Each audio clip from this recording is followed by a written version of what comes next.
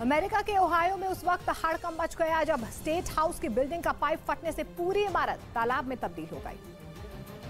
ऐसे में इमारत के अंदर बने हॉल में कई फीट पानी दिखा, तो वहीं एक कमरे में छत से ऐसे पानी गिर रहा था जिसे झरना चल रहा हो। वहीं हॉल के अंदर बने पिलर्स से भी पानी काफी तेज रफ्तार में आ रहा था, जिसने हर किसी को दहशत में डाल दिया। इस इमारत में ओहायो प्रांत के चुने गए प्रतिनिधि बैठे हुए थे, जिस कमरे में एक बाल्टी के जरिए पानी को भरने का काम किया जा रहा था। वहाँ स्टेट हाउस के अधिकारी बैठते हैं, लेकिन देखते ही देखते पूरा का पूरा स्टेट हाउस दरिया बन गया। बताया गया कि ओहायो स्टेट हाउस में पानी का पाइप फट गया था, जिसके बाद पूरी इमारत में बाढ़ जैसे हालात बन गए।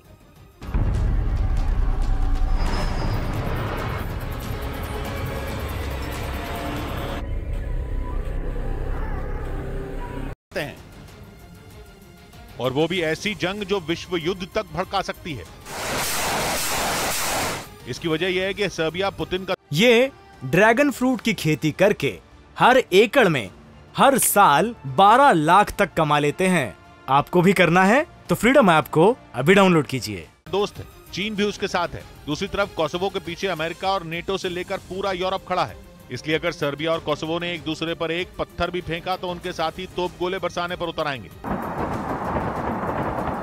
यानी जो यूक्रेन में होने से अब तक बचा हुआ है वो अब वाकई हो सकता है, क्योंकि अमेरिका समेत नेटो के 5 ताकतवर देशों ने सर्बिया को अल्टीमेटम दे दिया है। 24 घंटे का अल्टीमेटम ये कि अगर सर्बिया ने मामला नहीं सुलझाया तो फिर उसे बहुत खतरनाक अंजाम भुगतना होगा। ऐसा अंजाम जिसका मतलब सिर्फ और सिर्फ पुतिन वर्सेस नेटो होगा। अमेरिका, ब्रिटेन, फ्रांस, जर्मनी और इटली ने सर्बिया को बहुत बड़ी चेतावनी दी है। उन्होंने कहा है कि 24 घंटे के अंदर अंदर सर्बिया उत्तरी कोसोवो में हो रहे बवाल को रोक ले।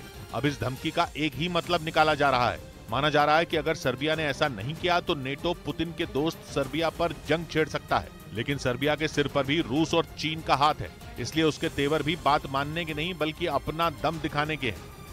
उधर कोरोना वायरस से बेहाल हो चुके चीन में 10 लाख लोगों की मौत की आशंका जताई गई है, लेकिन हैरानी की बात यह है कि चीन की सरकार को लोगों की जान की जरा भी परवाह नहीं दिख रही।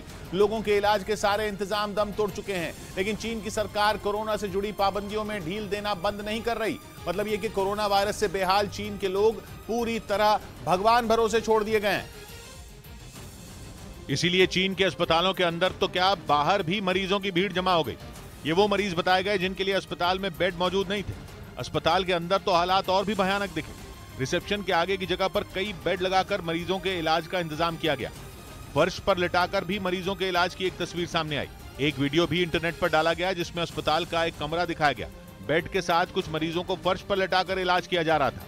कोरोना वायरस के इस खतरनाक विस्फोट ने चीन की ताकत की पोल खोलकर रख दी। अस्पताल में बेड तो क्या, वहां ऑक्सीजन तक की किल्लत पैदा हो गई। बुखार में दी जाने वाली दवाओं की किल्लत तो पिछले 10 दिन से चल रही है। ऊपर से डॉक्टरों और नर्सों की भी भारी कमी है। लेकिन चीन की सरकार को दम तोड़ रहे लोगों की जान से ज्यादा कारोबार की फिक्र है, जिसके लिए अब पूरी दुनिया में चीन की फजीहत होनी शुरू हो गई। क्योंकि बीजिंग में मातम का सन्नाटा पसरा है, तब चीन कोरोना से जुड़ी पाबंदियां हटाने में लग गया। अब ताजा फैसले के मुताबिक चीन पहुंचने वाले लोगों को क्वारंटीन करने का नियम खत्म कर दिया गया है। इसके अलावा क्रिसमस और नए साल के जश्न में चीन जरा भी कोताही नहीं करना चाहता। पहले शंघाई के कुछ बाजारों में चकाचौंध और भीड़भाड़ के वीडियो सामने आए थे, लेकिन अब तो बीजिंग में भी कुछ जगहों पर जश्न की तैयारियों के वीडियो इंटरनेट पर डाल दिए गए।